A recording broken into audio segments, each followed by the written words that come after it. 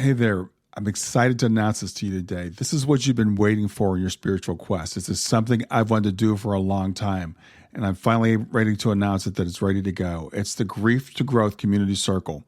Now, this is a sanctuary where like-minded souls are united in their journey through grief and towards personal transformation. It's more than just a place. It's a beginning. It's a commitment to growth and understanding. Here you're finding not just a community, but you're entering a circle of trust and depth. You're going to engage with interactive coursework. You'll dive into exclusive podcast episodes and partake in discussions that illuminate the path from mourning to empowerment. This is a realm where every question is honored and every individual's journey is validated. To be part of this exclusive circle, visit us at grieftogrowth.com/community or look for the chat icon at the bottom of every page on the main website. Remember that entry is a privilege because I want to ensure that every member is as dedicated and genuine as you are. You must apply to join, but the journey within is worth every step. So go ahead and join us today. Check it out, grieftogrowth.com/community, and I look forward to seeing you there. Hi there. Welcome to Grief to Growth podcast. Your host is Brian Smith, spiritual seeker, best-selling author, grief survivor, and life coach. Brian believes that the worst tragedies of life provide the greatest opportunity for growth.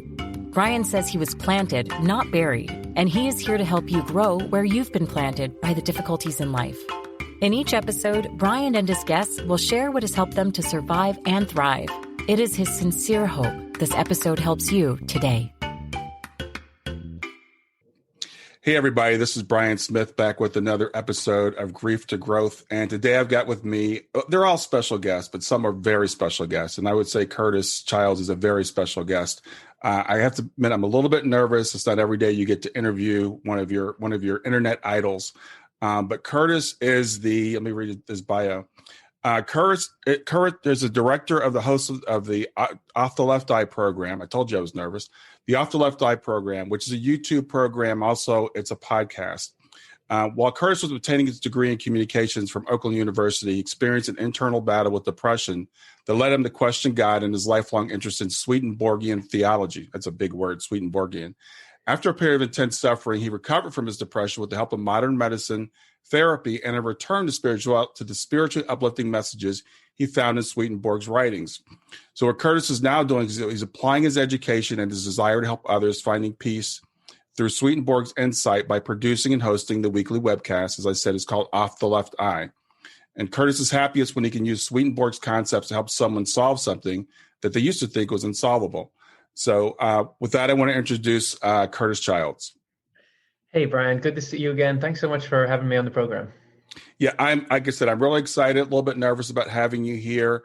As I was telling you before we got started, I know your channel's been around for a long time in internet years. You said it started in, was it 2010? 2010 is when we uploaded the very first video to it, yeah? Yeah.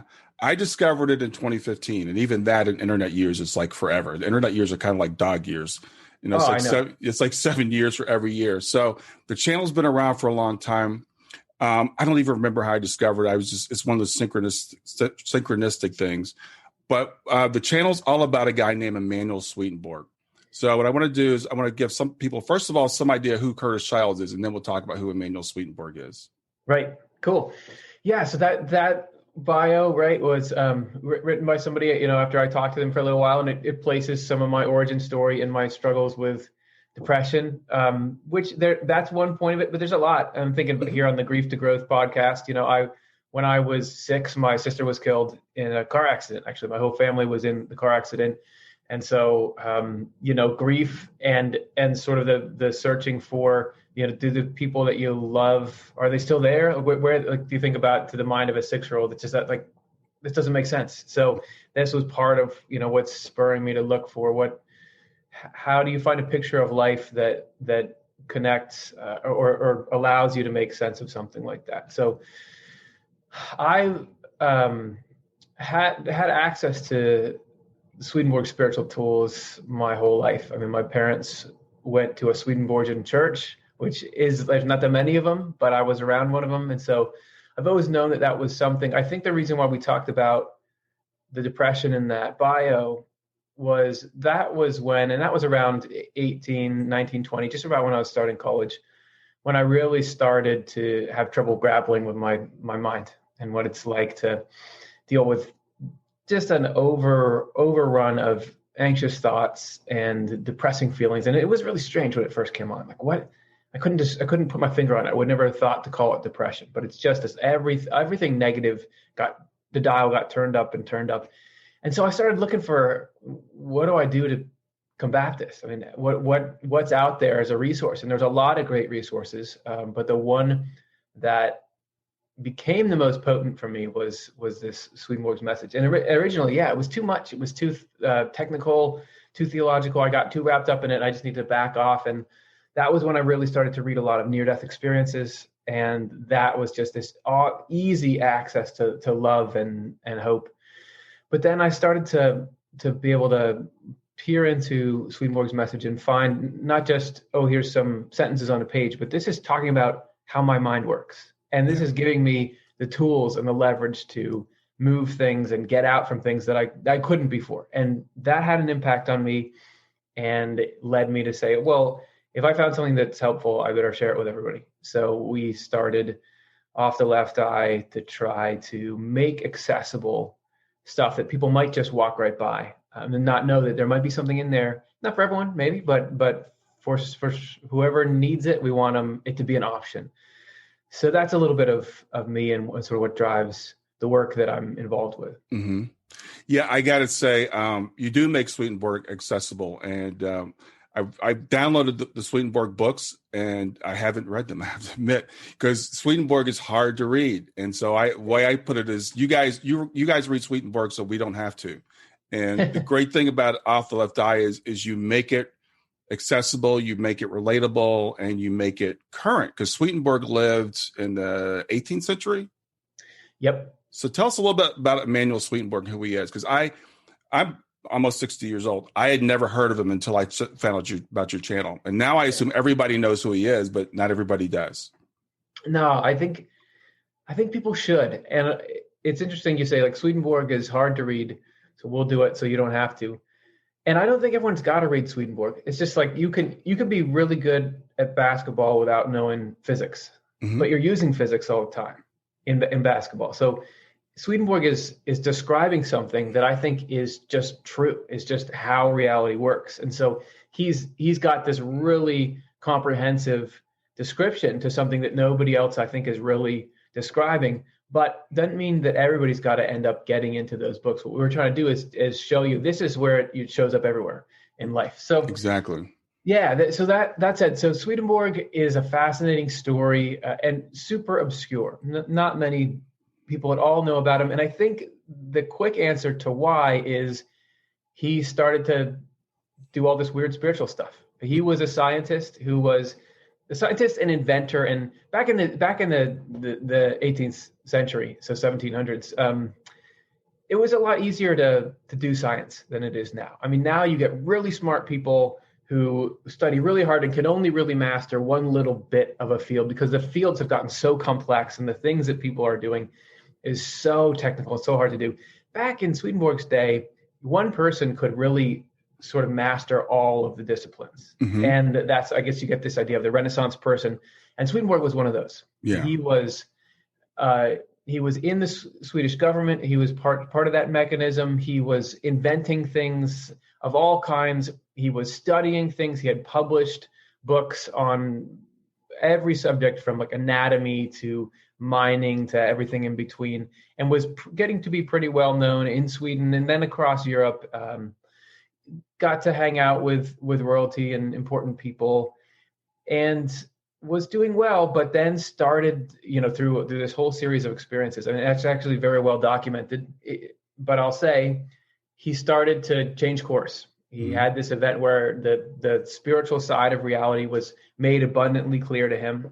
And he suddenly realized that this is where all my training and learning how the physical world works has been setting me up for, because this is the final piece. He was always, throughout his life, really interested in the human soul and where does what we would now call consciousness reside and how does that work?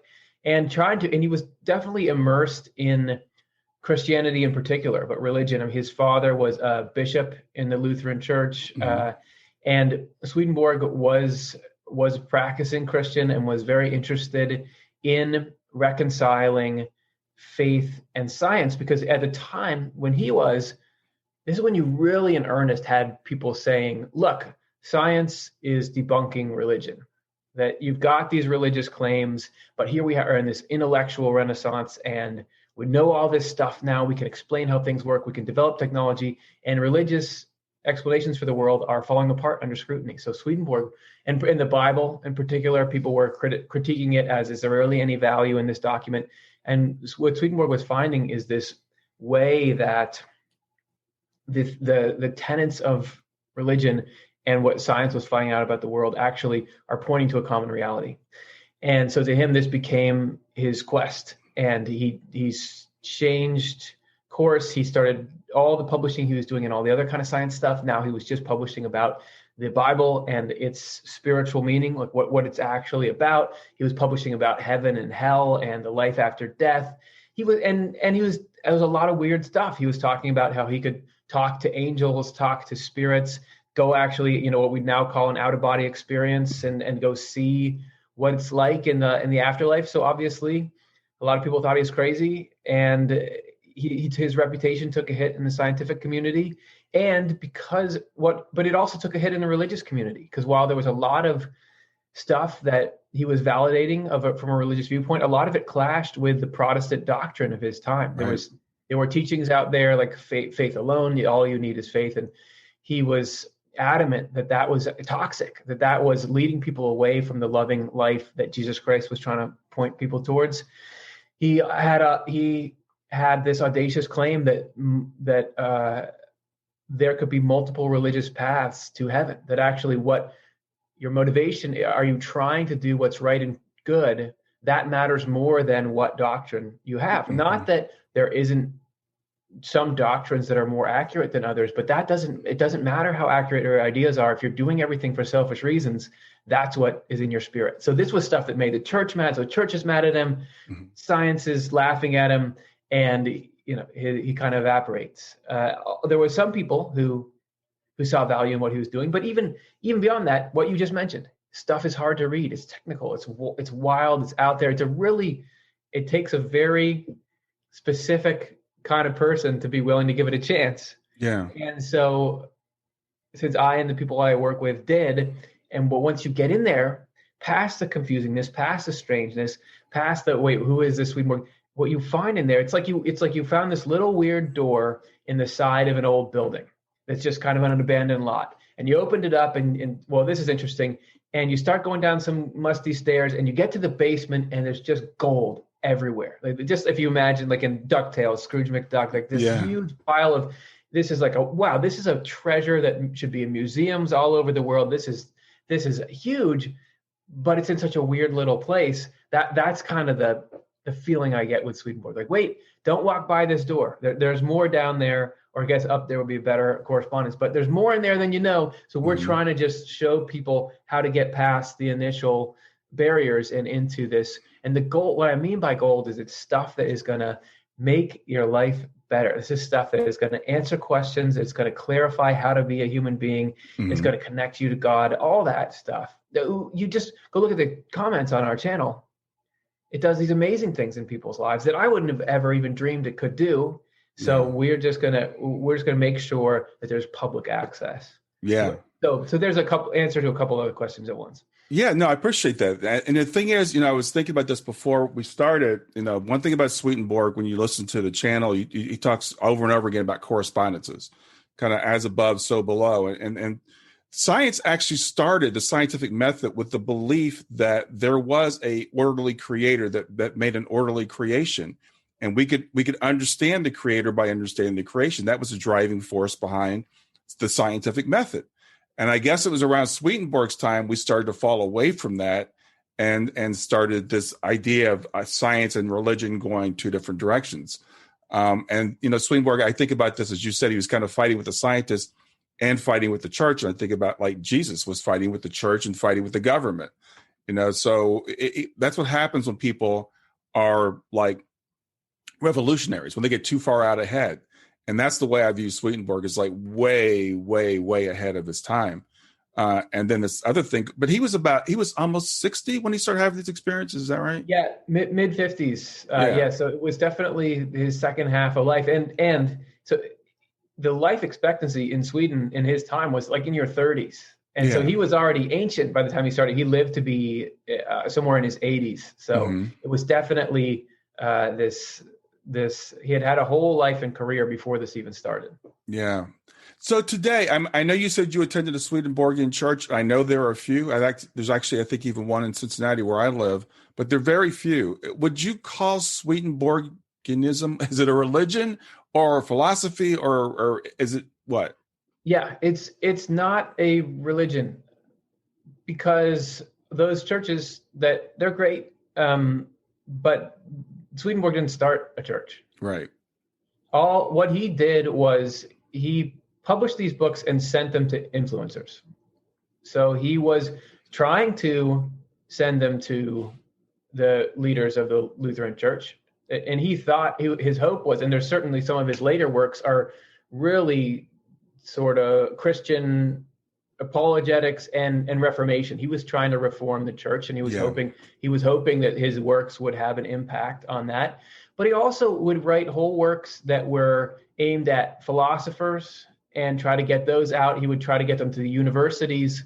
He was trying to get people to absorb a worldview. I think it's certainly a worldview that is full of all kinds of religious stuff. It talks about things like, why do churches do baptism?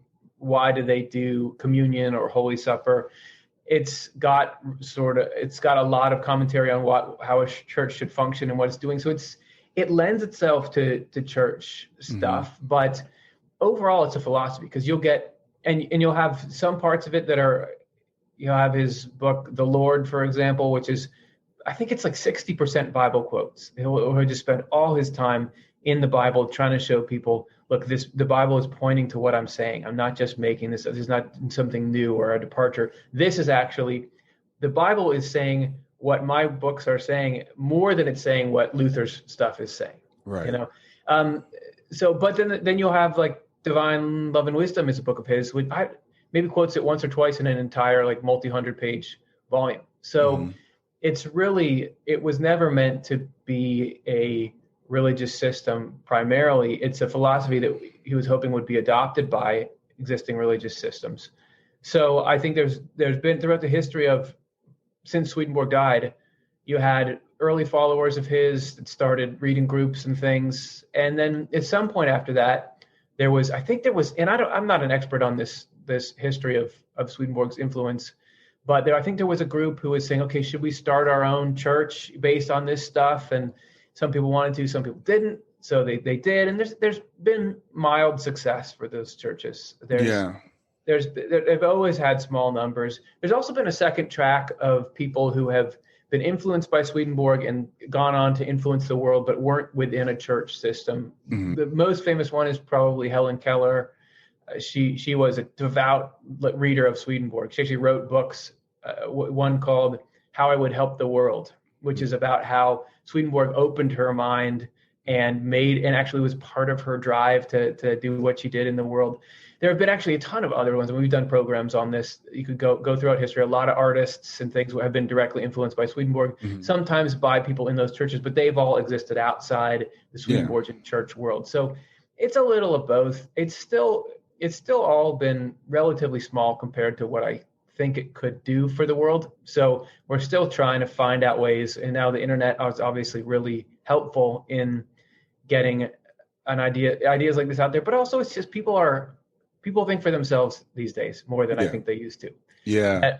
That it used to be, what's this? Something new couldn't be right unless my religious leaders or somebody are telling me it's true. But now it's more, what people will do is they'll see something and they'll think about it and they'll make decisions. And that's actually where Swedenborg's material thrives, because he was always telling his readers, like, you've got to use your own rationality. Right. And once you get into the ideas, there's an order to them and a beauty to them and an effectiveness, and it's just a light bulb goes off and you say, oh, this is something. So I mean that's how it's been for me and a lot of others. Yeah, I would put myself in that category of someone who's been greatly influenced by Swedenborg, and I talk to people about him all the time, and I refer people to your programs, all the time. I'll say this program or this program. I'll post on my Facebook page because it's so enlightening, and so you don't have to. This is my opinion anyway. We don't have to accept everything as a system anymore. We can take what makes sense to us, and there's so much in Swedenborg that makes sense. And I'd ask you earlier before we got started, because I told you I consider myself a former Christian. I was raised as a fundamentalist. I was raised to read the Bible literally, and none of that stuff makes sense to me anymore. And so I kept getting farther and farther away from what the church teaches. And finally, at some point, I had to say, okay, I don't consider myself Christian anymore because I don't believe in, for example, substitutionary atonement. I don't believe Jesus died for the sins of the world. I don't believe in eternal heaven and hell. I don't believe in an angry God that punishes us, which is what a lot what the church teaches. And so at some point I had to say, okay, I'm not a Christian anymore. Would you classify Swedenborg as a Christian? Or I don't know, I'm asking you to say what he would say, but I think it's interesting that he got, kind of thrown out of the church almost. Yeah. His works were, and I don't know all the details of it, but his works were put on trial in Sweden for heresy. And he was fine. He was pretty well connected, so he wasn't in too much of an imminent threat. But at the time, the church and the government were the same thing. So you cross one, you cross the other. And he certainly made all kinds of statements that were illegal in that way. He actually did a lot of his publishing in London and in Amsterdam because those places had more freedom of the press at the time. To answer your question, though, according to the criteria that you just gave, you're not a Christian because you don't believe in vicarious atonement and all those principles you just listed. No, Swedenborg wasn't a Christian because he didn't believe in those things that you're talking about. Mm-hmm. But according to his own definition, he was a Christian. Mm-hmm. His last book that he published was called True Christianity. Yeah. And in there had been a lot of people saying, who are you? You're not even a member of the clergy. Your ideas are heretical. And in the title page to that, he wrote, Emmanuel Swedenborg, servant of the Lord Jesus Christ. Right. Because what are you going to say to that? And so Swedenborg might say you are a Christian, Brian, because to him, you listed ideas, right? With Swedenborg says there are two things that make us human: our will, right, our feelings, and then our intellect or our beliefs. Mm-hmm. What makes you who you are is your will, mm-hmm. what you love, what you care about, what you're trying to do. Your beliefs are a key part of that, but they aren't. If the will wants something, it will bend the mind to get justification for whatever it wants. Mm-hmm. So, and really what for him, the church, whether or not you're a Christian, whether or not you're in the church in its smallest unit is inside an individual. Mm-hmm. So you could have on any Sunday, a bunch of people sitting in pews next to each other. Some people may have the church in them and some people might not. And the church is primarily driven by your heart and what you love. And this is why Jesus is always preaching repentance. And the Pharisees, they were nailing the doctrinal stuff, weren't they? Yeah. They had crossed every T, they dotted every I, they were observing every ritual, they did everything. And that was the only people Jesus ever really got mad at, mm-hmm. was them. And why is that? It's because they didn't have love. They didn't have the love that he was talking about. That is what Jesus Christ is. That's what God is love for the whole human race.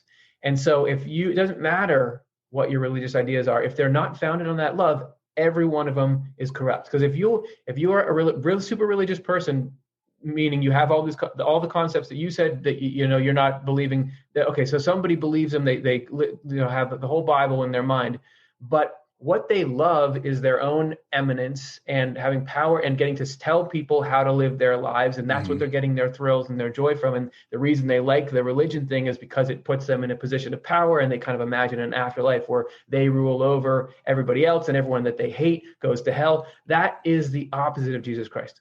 And so if that's what's driving you, it doesn't matter. You put all Swedenborg even says that in the afterlife, all the ideas you have that don't agree with your will, you lose them. They eventually go away because you go to what you love. That is what defines you. So I would say that what Swedenborg would define himself as a Christian, and what he would say makes you a Christian, is not that there isn't an important role that the right beliefs can play. Otherwise, he wouldn't have taken all this time to carefully parse out this theology and explain. Like, for example, the vicarious atonement that you're talking about, that Jesus took on. He said, no, that's not what it's talking about. But here is what it's talking about, what Jesus Christ did do, which that's a whole talk in itself. Right.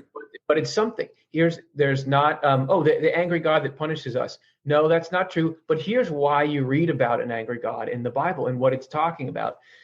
So yes, he was trying to plant a flag and say, that stuff that you guys are peddling right now, that allows for you to commit all these atrocities and creates this loveless world, and it's just really this hierarchy of power and money, that's not Christianity. This that's actually following Jesus and the message that he gave is Christianity. What's Jesus always doing with the Pharisees, where they come and say, hey, it's the Sabbath, don't you help that person? And he's saying, lighten up.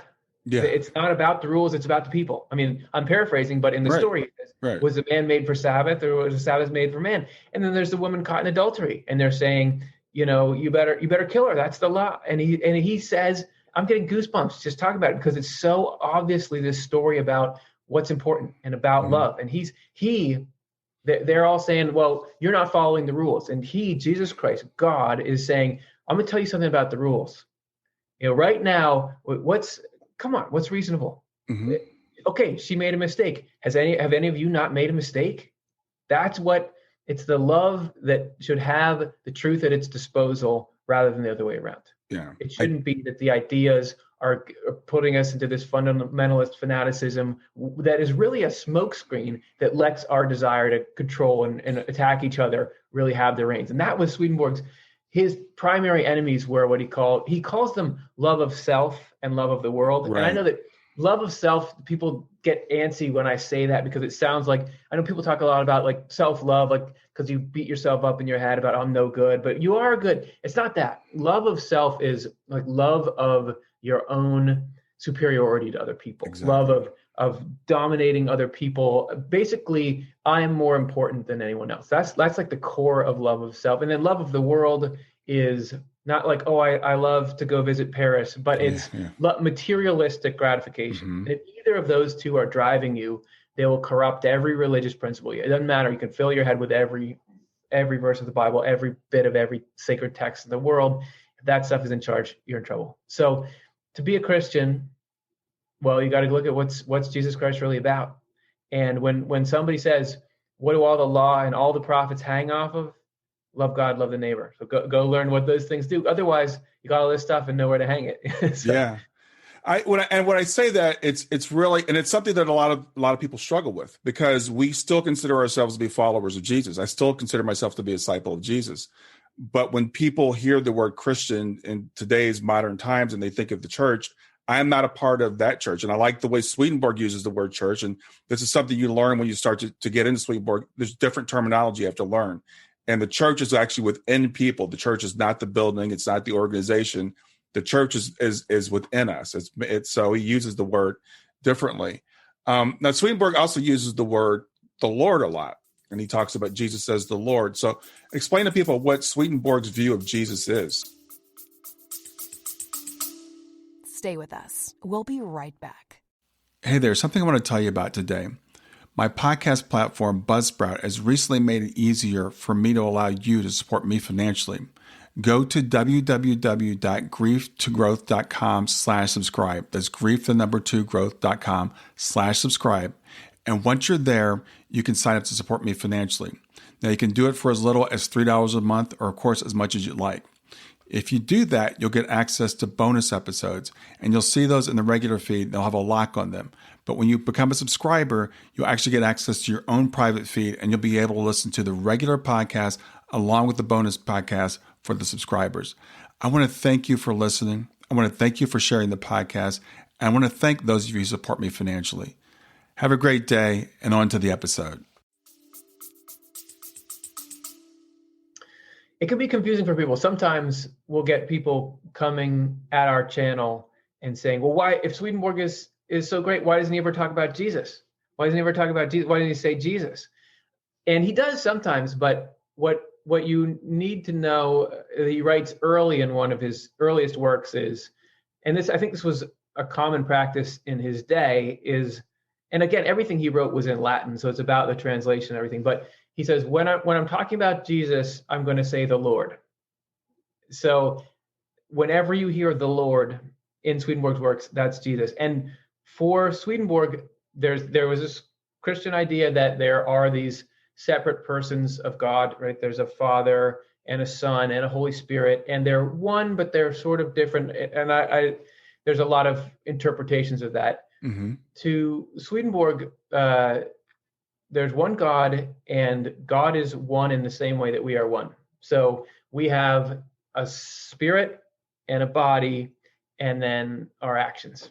Mm. So if you want to break it down like that, so you have the Father being the Spirit. So the Father is the God that you, the entirety of God. So this is more than I'm going to be able to understand, than you're going to be able to understand. Mm-hmm. Jesus is like the body of God. So if I'm thinking about really trying to know who you are, Brian, I could do a lot of stuff. I can go talk to people who knew you when you were a kid. I can interview you, talk to you for a while. There's a lot of stuff I can try to do or I can study things you've made to try to understand you.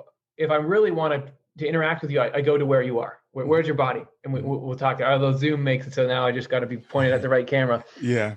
But what I'm trying to say is, and tell me if this is making sense. What I'm trying to say is, there's you, and then there's your body where you are. And we know that we're more than our body, but the body's important, right? So mm-hmm. Jesus is, in essence, the way that we can connect with the infinite God. We'll get back to Grief to Growth in just a few seconds. Did you know that Brian is an author and a life coach? If you're grieving or know someone who is grieving, his book, Grief to Growth, is a best-selling, easy-to-read book that might help you or someone you know. People work with Brian as a life coach to break through barriers and live their best lives. You can find out more about Brian and what he offers at www.grieftogrowth.com, www.grief2growth.com, or text growth, GROWTH, to 31996.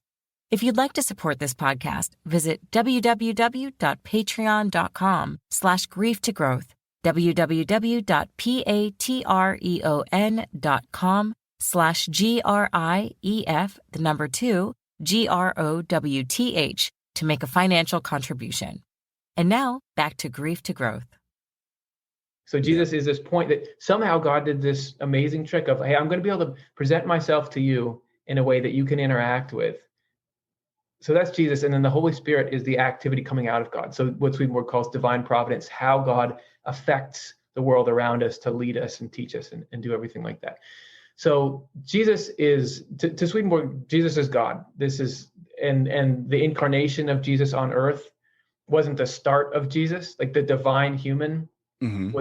is already a thing, but Jesus was this particular way in which God had to, again, the human race was in danger of those two loves that I talked about, love of self, love of the world, taking over everything. Like we had gotten so enamored with this warlike, greedy way of life that really there was this real danger that human beings would all destroy ourselves, and that we would lose our ability to love and understand what's true. And so Jesus had to come and rebalance everything. Yeah.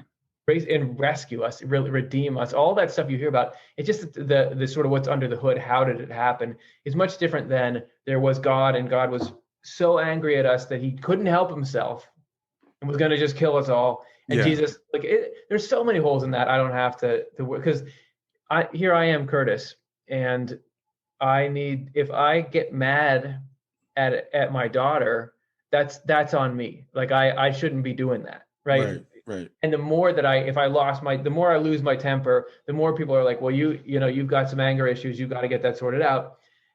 and the you can't, especially at a kid, but at anyone, it's not a good look to lose your temper. If you're saying God lost his temper so much that he's going to kill all these humans that like don't know what they're doing, it doesn't make sense. Doesn't make sense to me. Yeah, it doesn't. And that brings me to a couple of things I want to talk about, is because that causes a lot of people to walk away from God, from the church, from the Bible, from Jesus, from everything, because this presentation of God as this angry, out of control father that is, yelling at not only yelling at his toddler, he's going to tie her up and torture her forever. Right. And I remember when I was walking out of that, I'm like, this doesn't make any sense. And I hear Swedenborg talk about God. And there's a description in one of your shows where he says something like God could never even look at you with the cross look, or something to that effect.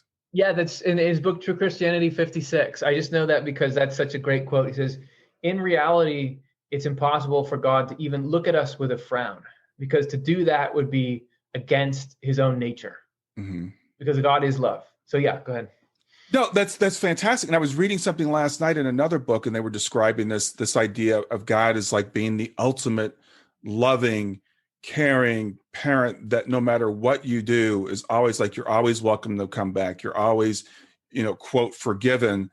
That's the idea I get of God from Swedenborg, which is the exact opposite of what a lot of us are taught by the church. Well, what do we admire in human beings? Like when we watch, if you're watching a movie and you see a parent who, even if, or anybody who there's a character who's doing something wrong and the character seems unlovable, but someone's able to love them anyway and express goodness to them anyway, don't we admire that? Isn't that something that makes you say, wow, that person is a bigger person than I am? So yeah.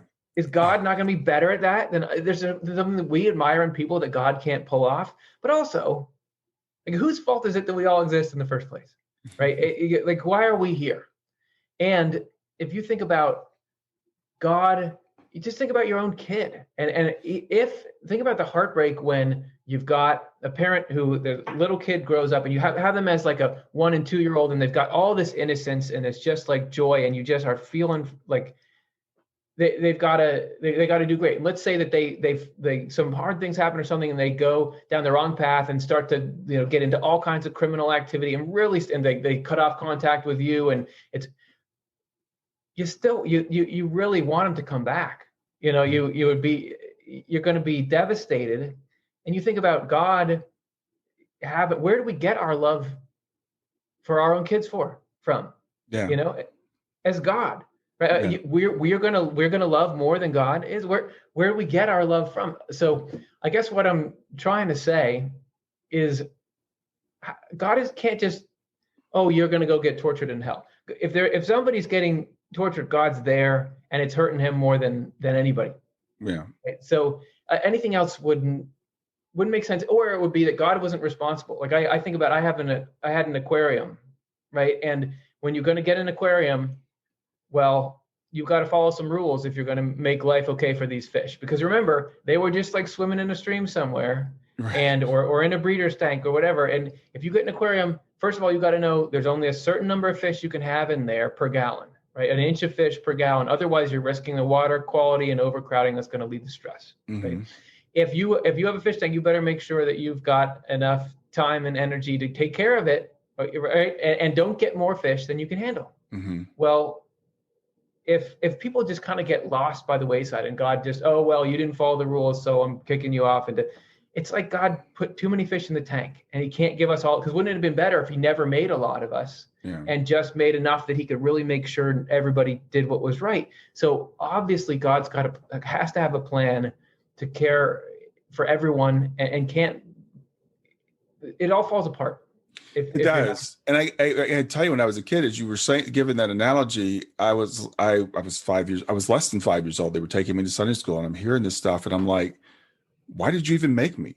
Why would you put me in this risk of going to eternal torment? I regretted being born. It was a terrible thing, I think, to say to someone.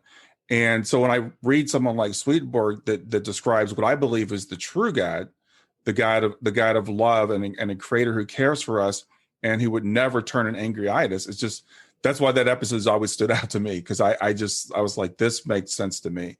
Yeah. But it brings us back to the Bible, which a lot of us are caught up on, because this God in the Bible, he makes Adam and Eve.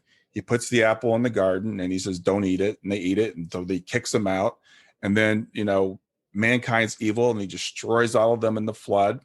And this drives a lot of people away from the church as well. I know people that have said, I have a good friend that said, I was reading Noah's Ark one day, the story of Noah's Ark, and he was an evangelical Christian, worked for the church.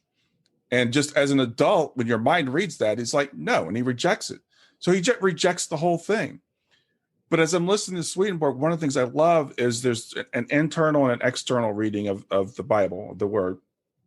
And you guys break down some of these stories and totally redeem them. The creation story, Noah's Ark, I was talking before we got on, even Balaam's ass, and in Sunday school, we love to talk about Balaam's ass because we could say the word ass. But even that story of the talking donkey, which makes no sense, from a literal point of view, you guys break that down. So talk about that internal, external reading. Stay with us. We'll be right back. Hi there, I'm really excited to tell you about my latest ebook. It's 4 lessons that you can learn from the near-death experience without going through all the trouble of dying to learn them. I've been studying NDEs for several years now. I am completely convinced that not only are they 100% real, but that there's some very universal wisdom that we can get from the near-death experience. And I've distilled that down in this book into 4 short lessons. And I've also given you all the reasons why I believe that NDEs are absolutely real. So go to www.grieftogrowth.com/NDE lessons to pick it up for free. www.growth2growth.com/NDE lessons. I hope you enjoy it. Yeah, actually, reading the Bible literally, as I understand it, is a relatively new phenomenon. This is not how people used to read it. And I think the antidote to reading the Bible literally is just open it and start reading it. You're going to find so many things that make a literal reading impossible. And it just seems really obvious that it's not even meant for it. You just open to the creation story. You get these 2 creation stories back to back. You have stuff that doesn't make sense in its sequence. Very quickly, you can tell this is not what that's meant for. And if it was literal, if it was just supposed to be, I'm telling you exactly what's going on, the order doesn't make any sense. Why are we following the story of these few people? And why isn't it God saying this? Do this right now. This is what you should do when you're 13. This is what you should do when you're 14. It's just the whole thing is not set up like that. And even Jesus goes and talks about the inner meaning of scriptures when he's on the road to Emmaus. And he says he opened up to the disciples everything about him in the law and the prophet. Well, there's no Jesus in the Old Testament, but here he is saying, look, this is about me. Mm-hmm. So there is precedent. It is a book that is written in the language of God, which is what Swedenborg calls correspondences. It's the same language that you dream in, and it is the language by which spiritual things and physical things can communicate. It's actually a language that is written into everything. That nature is a correspondence, just like the Bible is. This is why you have all these religions around the world where things like worshiping in a grove of trees or worshiping on a mountain, that these are sacred things to them, because there's not just, the Bible is this index of it. It's this bringing together of it, but it's describing something that's there in everything. So correspondence is, by the way, the main undertaking that Swedenborg went through. I mean, when he published his first book, Secrets of Heaven, Volume 1, he was going through the first chapters of Genesis, explaining what they mean. Mm-hmm. And this was something he continued on. Most of his work is explaining these parts of the Bible. And really quickly, what I love about the internal sense, what makes me say, like, oh, this is it. This has got to be it. Because not only does it give you something that is intellectually and emotionally satisfying and insightful, but it also solves the frame of reference problem. So we're here going through life, and it's hard, and we struggle through all these things, and we need help from God. We're feeling like, God, where are you? Why aren't you helping me right now? Mm-hmm. So God gives us this book, the Bible. So much of it is irrelevant to me. What do I need to know about Cain and Abel? Right. I get that it's I need to know about me. Okay, and if we're all God's children, and this is God's message to the whole human race, why do some people get all these chapters? I'm not in there. There's so many people that aren't in there. How is this? And so much, we're going to tell us all about how they built this one tabernacle and why they should follow that. And you're going to go these genealogies and line by line by line and not mention any of the women in them. All this stuff. Mm-hmm. You're wasting time. This is your gift to me. The creation story is about you. That God does not talk about finite things. God is infinite. Mm-hmm. When God opens his mouth, he speaks infinite things. So everything in that book applies infinitely to everything. So the creation story is not the story, even if it was an accurate story about how the universe was made. Why do I care how the universe was made? That's a long time ago. And that's interesting, but it's not going to help me here as I'm in the depths of despair. Mm-hmm. I don't care. That's not useful. But what the creation story is this is if you ever wondered what's happening in your life, it's the creation story. That those days when we are dark and void, when we are living, initially you start out, in your teenage years or whatever, we are in this ego-driven, self-centered, materialistic way of life. That's mm-hmm. where we are. And the whole point of God's effort is I'm going to wake you up and bring you into the light. That's what God is doing every day. Every struggle that we have is part of this difficult process. All those struggles and battles that you're hearing about in the Bible, that the Holy Land that we're trying to get to, that's in you.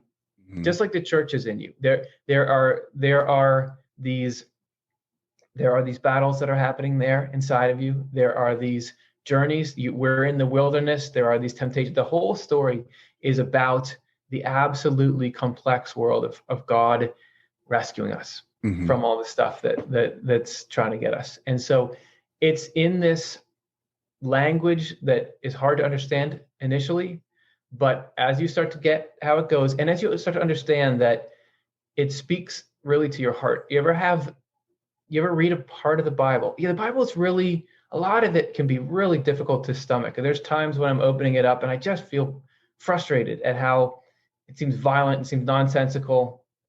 It seems so dry and it's just not what I need. But there's other times when I'll just read these verses and it's not even really about what they're about, but they just they'll bring me to tears. Mm-hmm. Something about them. I think about the one where the thief that's getting hanged with Jesus says, Lord, remember me when you come into your kingdom. Mm-hmm. And something about that, like, okay, goosebumps. And then at end of Revelation, when it's talking about the clear river or the water of life, I'll just get these feelings around them. And that is because there's a part of us that understands what it's really talking about. And everything in there, the thief, the river, the New Jerusalem, this is all stuff that's written into your story. Yeah. It's moving us. The Bible is your story. Yeah, it's written in the language of metaphor, which the modern mind has trouble understanding. I think the people at the time understood it, and it was beautiful. It made sense. And then we come along, and as you said, it's a relatively new development where people started reading literally. But again, when you grew up in the church the way I did, we were told that's the way it was always. So what I love about your show and your channel is you take these stories, and when I read the story of Sodom and Gomorrah, when I read it just on the surface, I'm like, who are these people? But when you guys break it down, it's like every character in every story is an element of ourselves. So the story, and so when you talked earlier at the very beginning, we talked about your journey and how Swedenborg tells us how our mind works. When he tells us these stories over again and says, here's the correspondence that Adam is represented and Eve is represented in this, and the serpent is representing this. These are all elements of what's going on within us. And then it's like, oh. And so I get so excited when I hear one. Like I said, I have to share it with everybody. And I'm like, I hope somebody listens to them, because it's beautiful that it does tell us our story, who we are individually, what's going on within us, and this journey that we're all on from the ego-driven thing back to where we originally came from. Yeah, it's really, it goes from being a burden to a joy. And it's a way that when it says, like, Jesus comes in the clouds, Swedenborg says that the clouds are talking about the literal meaning of Scripture, and that in there is the potential for us you can meet God in the book. Like when you're saying, oh, actually, this does make sense. This is suddenly like I understand how I'm being cared for, and that's like, oh, we're reaching Jesus through the book, because it's giving us this window into how God operates and what God is doing. Yeah, I guess that's a Swedenborg talk. It's like a decoder ring for the Bible. When we read it, it's like, this doesn't make any sense. And then I watch your episodes. Like I said, I don't read Swedenborg, so don't think I'm the smart guy that reads Swedenborg. But I watch off the left eye. But when you watch the episodes, you're like, yeah, this makes sense to me. And a couple of concepts like second coming, that we heard as kids, judgment, all that kind of stuff. But let's talk about like the concept of heaven and hell, because again, that's a pretty important thing, right? And growing up, binary. You're good, you're in. You're bad, you're out. You worship Jesus, you're in. You don't worship Jesus, you're out. What is Swedenborg's concept of this idea of heaven and hell? Yeah, it was a great one to touch on. None of his books were that popular, but his most popular one was called Heaven and Hell.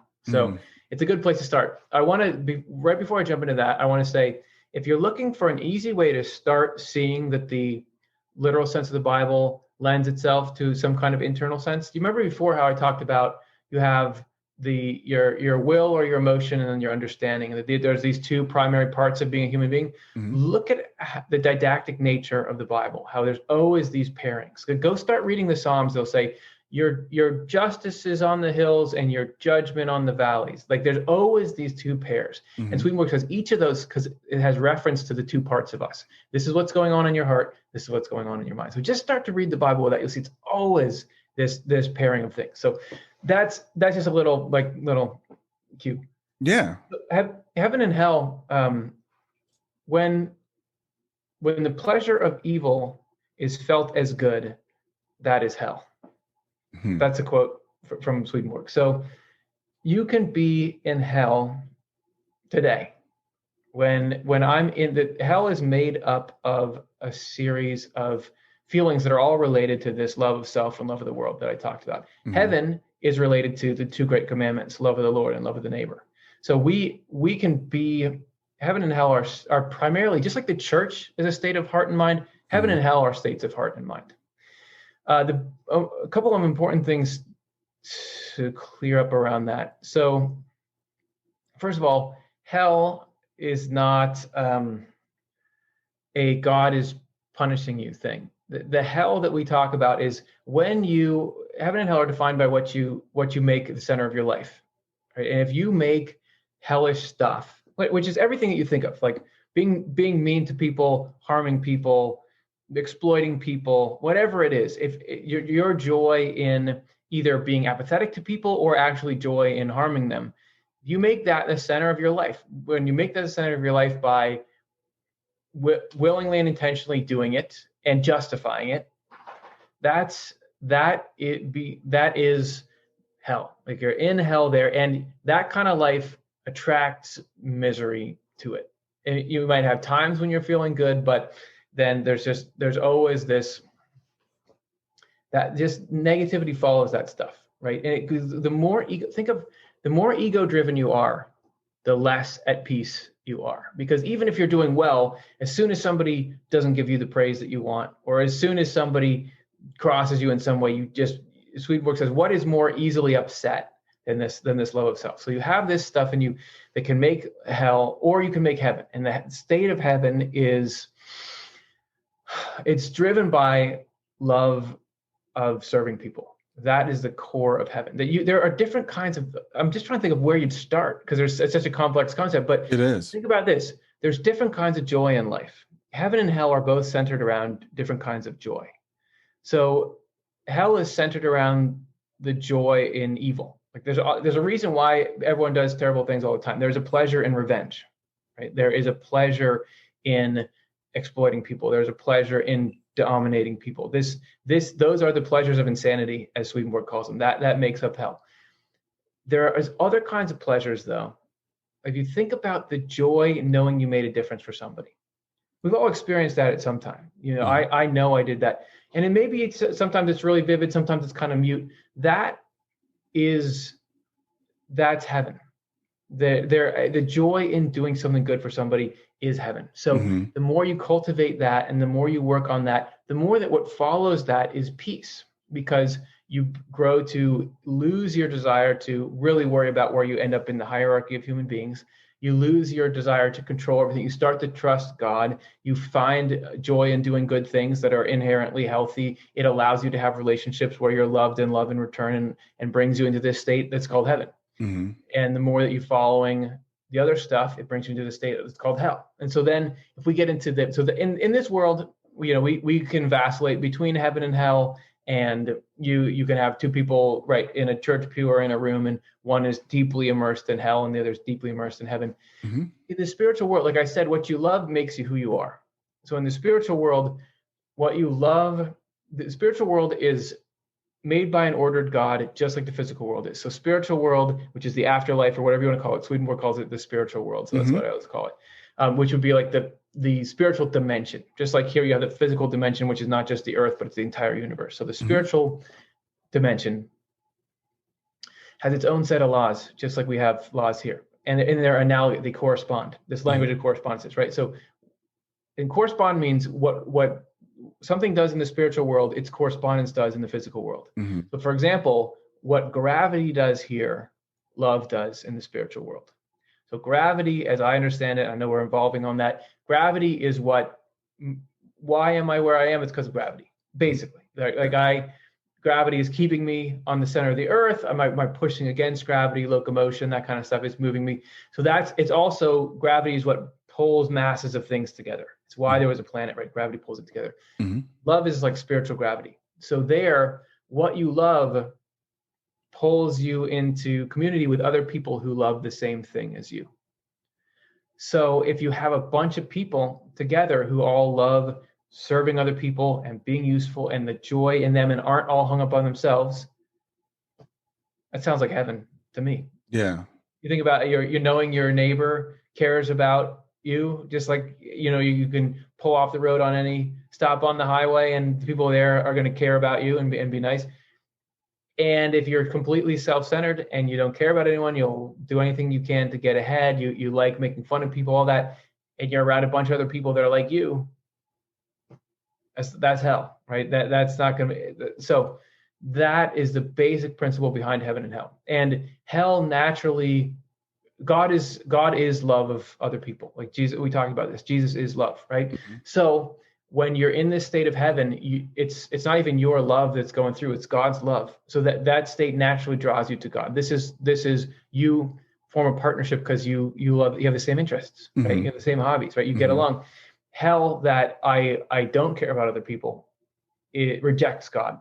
Like it doesn't like that the light shined in the darkness and the darkness could not comprehend it, because every evil has its corresponding falsity, right? So if I want to harm people, I have to justify it to myself in some way. I have to say, well, it's not that bad, or they deserved it, or I can get away with it. Whatever it is, the people love darkness rather than light because their deeds were evil. So in hell, when God approaches, God being love and truth, you don't like it, because the truth, for example, that everybody is just as conscious as you are. Everybody's just as a human being that deserves the same amount of love and respect that you do. If you have built your life around harming other people and exploiting them and believing you're better than them, do you like that truth when it comes? How does it feel? Does it feel like heaven, or does it feel like hell? Yeah. But if you care about the happiness of your neighbor as much as you care about your own happiness, when that truth approaches, that everyone, do you love it? You welcome it. It's like the sun coming out of the clouds, and you love it and you soak it up. So that is, I'll stop there for now. But that is, if I had to give you sort of what's the building blocks of this, what is heaven and what is hell, that's it, right? Yeah. And it doesn't matter how deep you are into hell, God is still loving you and trying to make your life as happy as it can be. But there are limits on how happy you can be when you've made hell the thing you love, because loving that stuff inherently limits your joy. It causes problems, So anyway, that's a little bit of a mini crash course on what heaven and hell are. So my understanding is that after when we die, when we pass, we go to like a kind of a middle ground, right? And then we kind of migrate to where we naturally fit in, whether that's to use up or down, for simplicity's sake, whether it's upward towards heaven or downward toward hell. Is that correct? And God pretty much tries to make us as happy as he can wherever we end up. Yeah. So no, even God cannot force you to love anything. Right. Human beings have this, you've probably heard about free choice, free will. Mm-hmm. There is an essential component of being a conscious human being that is freedom. And God does not violate that, cannot, or else we wouldn't be people. That is essential. So even though God can really want us not to love certain things, he can't stop us. So yes, if you love a certain thing, right, God can't stop you from loving it. God will. Hell is actually, right, it's a mechanism, the spiritual world place of hell that Swedenborg saw. It's an area designed to make the people in it as happy as you can be while you love evil things. Mm-hmm. Which is to them, you even have, there's at the end of, I think it's Divine Love and Wisdom. No, I think it's Divine Providence. Swedenborg has this funny encounter with a couple of people who are in hell. And he says, at the top of it, he says, forgive me for writing this to fill out the rest of the page. Because there you have to have like your pages filled out for the printer. And he says, there's a couple of spirits from hell. So spirits being people who have died, right? Bodies and spirits. So a couple of people from hell came to Swedenborg and wanted to talk to him. And he said, okay, well, what do you want to say? And he says, well, the spirits from hell are saying, well, you're writing a lot about heaven and how great it is. Well, write something about hell too. And Swedenborg says, okay, what do you want me to write? And they say, well, everybody gets to live in whatever pleasures they really want. Even if these pleasures are filthy, there's just problems. There's certain limits you can't go past. Mm-hmm. And we can't really help it, so we get punished. They're basically like plugging the hellish way of life. They're saying like, don't be a square, like come down here. Yeah. And it's this striking example of and actually during that encounter, Swedenborg says, well, if you can't help hurting people when you see them, like you're just like an animal, and they get really mad and try to attack it, right? Because they're so ego driven. Right. But it shows two things. One, it shows like how destructive that kind of hell is. But the other one shows that those people are not, you'd think if there was a couple of spirits from hell coming up, that they would say, please, we're sorry, save us from this torment that we're in. Nobody's in hell unless you're there because you love it, right? And that might, who would ever love getting tormented? Because it's not, if you love, but a lot of people love evil. A lot of people love harming people. You hear like the stuff about the worst serial killers. There's a lot of them that are like, they don't do it because they have to, they do it because they love to. Yeah. And if you're going to do that, there are certain restrictions. First of all, you can't be around people because you're going to hurt them, and we don't want to get hurt. And also that stuff is so toxic. It's going to attract all the other worst people around you. So God is like managing and trying to make the happiest existence you can have, given the fact that you've made this terrible thing the center of your life. Now, does Swedenborg ever talk about second chances to people? I mean, I know people don't want to get out of hell necessarily because it's what they love, but is God still drawing them? And I know he doesn't talk much about reincarnation, I don't think. So let's try two questions together. Well, the whole and this is something that's puzzled a lot of people because, well, so first of all, the whole of what God is doing through our entire life here is dissuading us from loving evil. Mm-hmm. You think about, well, isn't my life supposed to be organized so that I'm happy? Why are all these negative things happening? Who knows why particular events are going on? There's a huge complex mechanism there. Mm-hmm. But in general, one thing that's happening is God is making it so that our life gives us a distaste for evil to the extent that we can. So God is always trying there. And then in the world of spirits that you're talking about, that is sort of like a centrifuge. So they're just like in a centrifuge, heavy stuff falls, light stuff goes to the top. There's this whole period where it's like, okay, in the afterlife, here we're all kind of a mix of good and evil stuff, right? That's a problem in the spiritual world because that if you have both of them, they kind of start to pull you apart. So you've got to commit to one or the other. So there's this whole process in the world of spirits to try to get everyone to commit to what's good and true. And then so there's all these chances to try to, but then if somebody's still choosing hell, I don't know. Like he at some points he says you won't change, or not like you can't, but you won't. You won't. But then there's also a lot of other places where he'll talk about, people who even there, everything negative, that nothing that hurts can be allowed unless some good is coming out of it. So even in hell, people are, through these negative experiences they're bringing on themselves, are being purged of their desire for a particular kind of evil. So he does talk about people even there, and even being brought up to where they can do some more menial but useful things, so they can get some of the joy of usefulness, because heaven is all doing useful things. We talked about everybody's always improving there. I don't know, is whether, like, I would think, if you think about what we were talking about before with God, and made each one of us, and is like gonna think about the grief of God. If we're talking about grief, the grief of God of losing anybody to this totally limited life.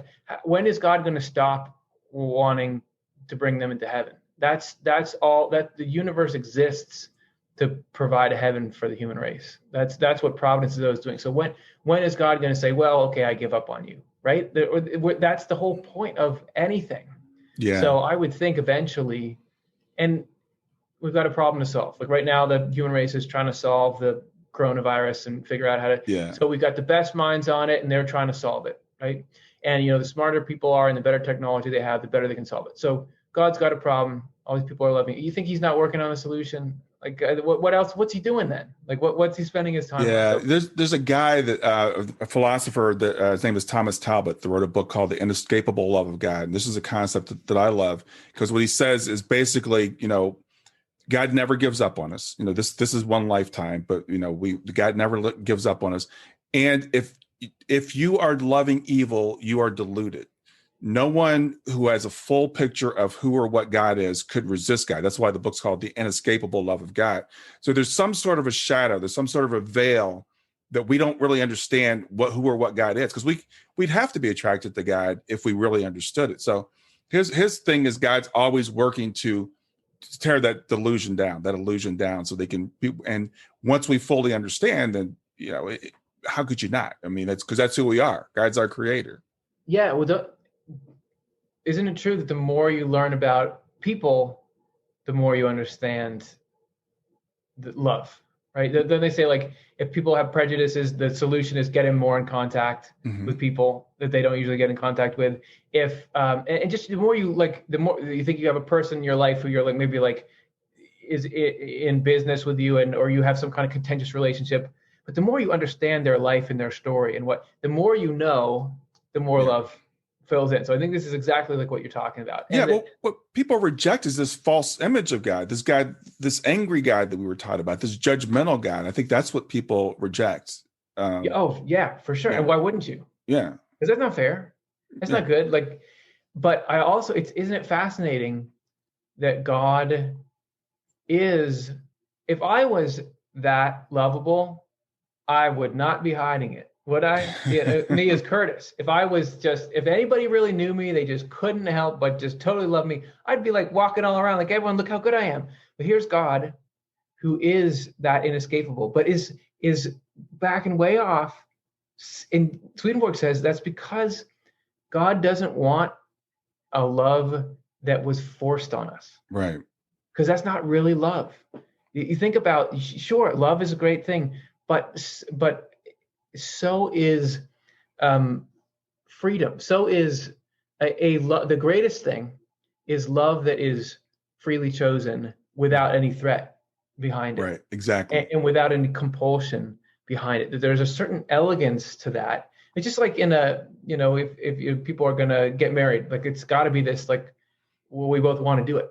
And it's just like with God, if God just overwhelmed us with his charisma, then of course we do it. But this is why do we navigate this weird life instead? It's because we are, through these little interactions, learning what God is like, and that every little bit of love that you share with somebody, every time you understand a person, because we are human because God is, right? You start to see a little more of God. And so in this theater here, where you get to see love versus not love, and you get to see the right way to treat people and dignity and all that versus the wrong way to treat people in this free world, to choose to love the qualities that make God who God is, then we can have a real relationship.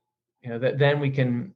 So, and then God can okay, yeah, I'm going to give you everything, but you needed to learn. I don't know how to phrase it, but no, I think you phrased it really well. I mean, I think we do. This is a place of choices. This is a place of light and dark and good and evil, and we can choose and kind of test each out, try it on, see how it feels, see what we love. But God is always drawing us. Always calling us, always there for us, always on our side, always rooting for us. And my personal belief is God doesn't lose. God gets what he wants. Because, one of the things I was taught in Christianity was, well, God wants everyone to be saved, but Calvinism says that he doesn't choose everyone to be saved. And Arminianism says, well, he can't choose everyone to save. And I say God loves everybody and God gets what he wants. So I think eventually God will draw us all back to him, but we can choose whether that's going to be an easy path or a hard path. Right. And look at all going back to the Bible, the biblical narrative, and all of its violence and all of its confusion.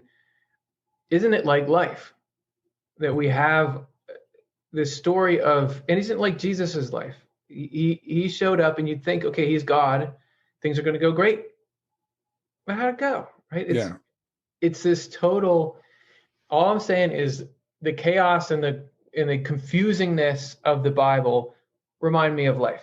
Mm-hmm. That it's chaotic and it's confusing, and it's that there's this hidden providence inside of it. That even though you look at your life and like, if I was sitting down and designing my life, I wouldn't. No, I'm taking this part out. I'm putting this new part in. I actually going to catch that bus when I missed it. But it's like I just can't understand the decision making. But there's a spiritual sense to our lives where all this stuff we're talking about, this in ways that you can't understand, God prepping you to receive heaven, it's happening. And it's just like, it's a correspondence. So it's everywhere. It's just like the body. Mm-hmm.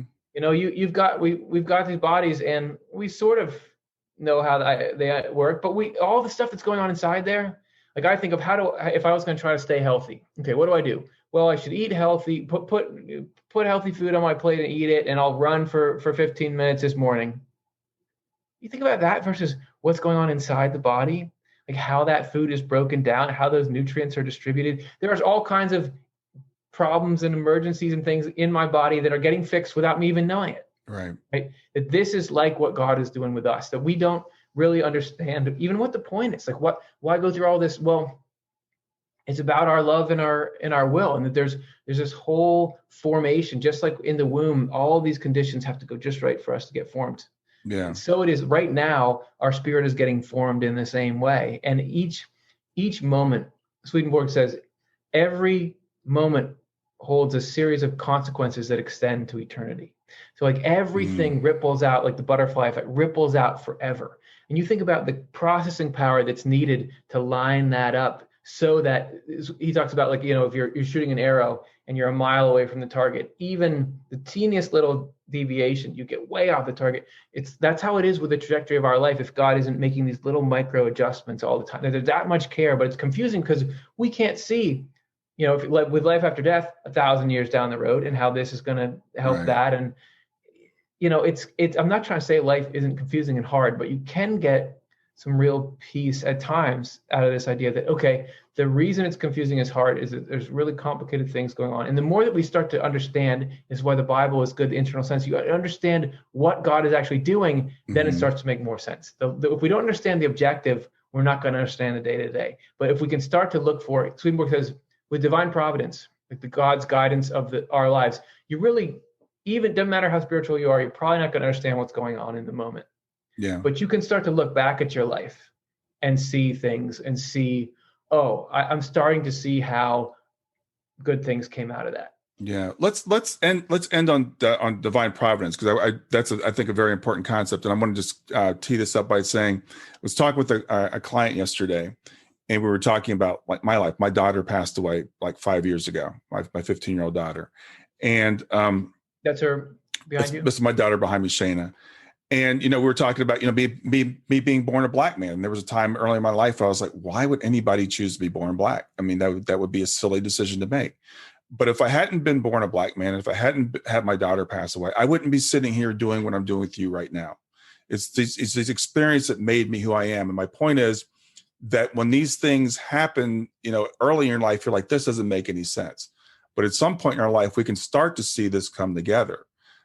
So talk about what divine providence is and what was Swedenborg's point of view on divine providence. So divine providence is what is God working in our lives. It is like the short version of it. And divine providence has like specific goals, and its goals all revolve around what lasts forever. So, that weeping may last through the night, but joy comes in the morning. And I'm not saying, Swedenborg is adamant, even if it's hard to picture this intellectually, he's adamant that God doesn't make bad things happen, but that there are certain things he can't prevent for the sake of the goal. So evil makes bad things happen. And I'm not talking about like if something bad happens in my life, it's because I was doing something evil, but you just think about it like pollution.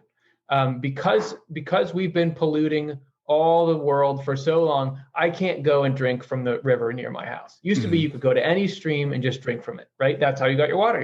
You just drink it up. But because because of all this like pollution we've done for so long, that's off. We got to do a whole new thing. Now you got to filter your water and all that. So because there's been so much love of self, love of the world, and the human race, there's all kinds of negative stuff going on in ways we can't comprehend. Bad things are unavoidable, right? This is just part of what it is. So what providence is doing, though, is making it so that good is brought out of everything bad. And like you talked about, and I appreciate you being willing to share your story about Shayna and thinking about, so I there's no way, like with my sister, with her, like that God is saying like, well, I'm gonna take this person out of your life to teach you something, right? Like I think that would be terrible. But for whatever reason, it can't be prevented.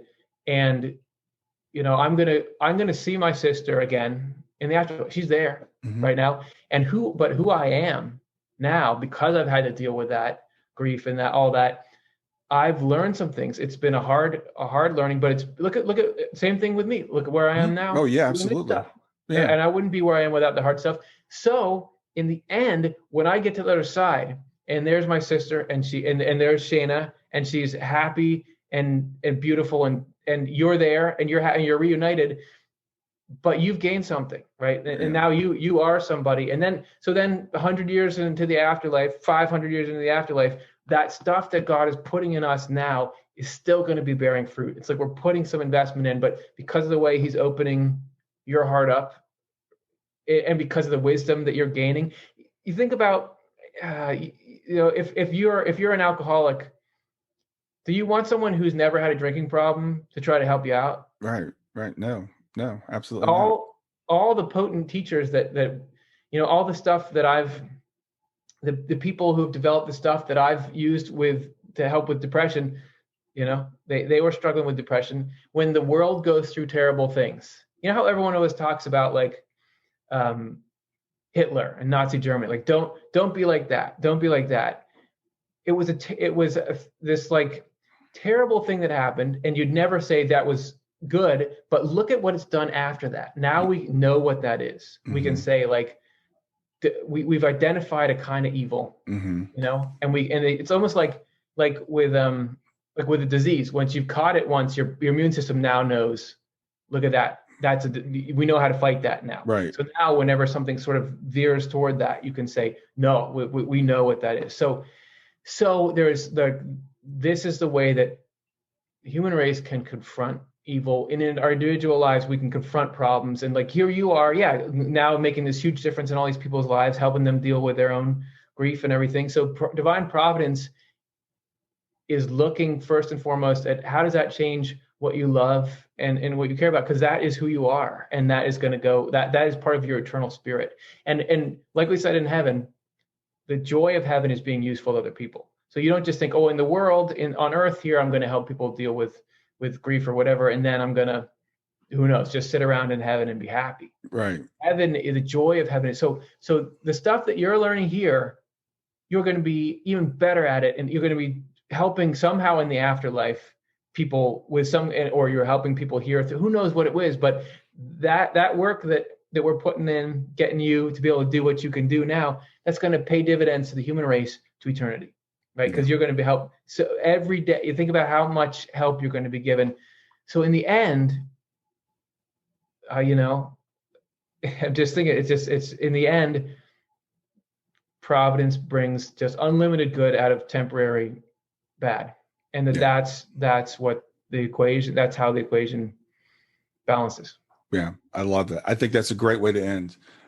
Curtis, thank you so much for doing this. It's been, I can't even tell you how much of a pleasure it is to sit down and talk with you. And I want to tell everybody that the channel is Off the Left Eye on YouTube. That's the name of the podcast as well, I believe.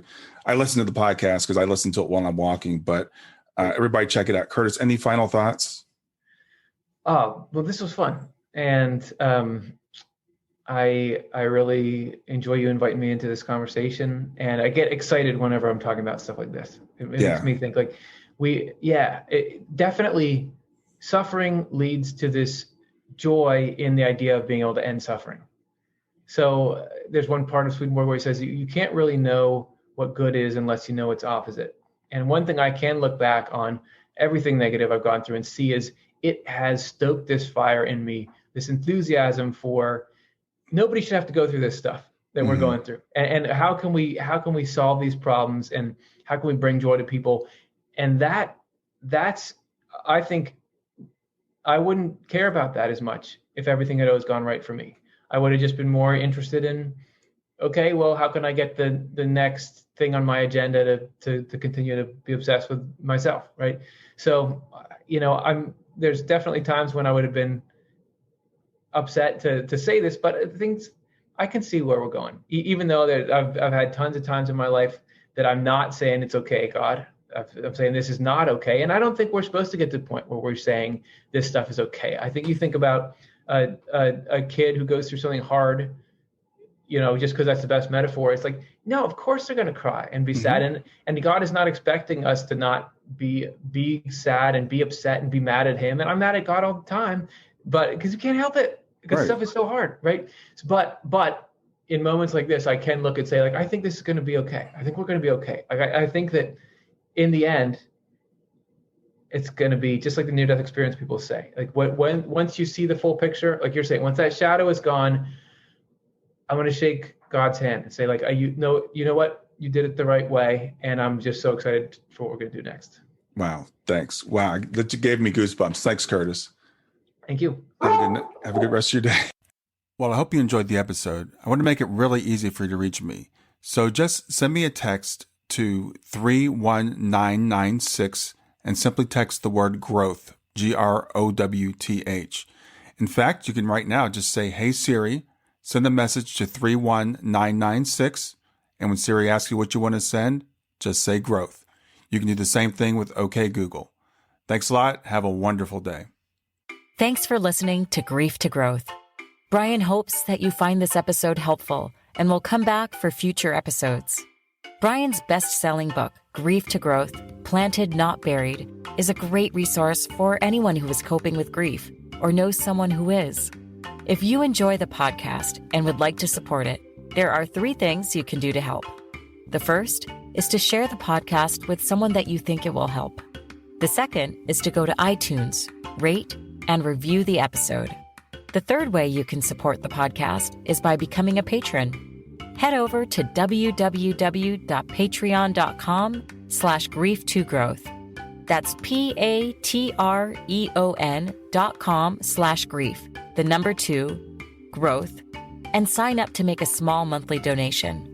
Patrons get access to exclusive bonus content and knowledge that you are helping to spread the message of grief to growth. For more about Brian and Grief to Growth, visit www.grief2growth.com. Hi there. I hope you enjoyed this latest episode of the podcast, and I'd love to hear your thoughts. What questions came up for you? What did you like about it? What didn't you like about it?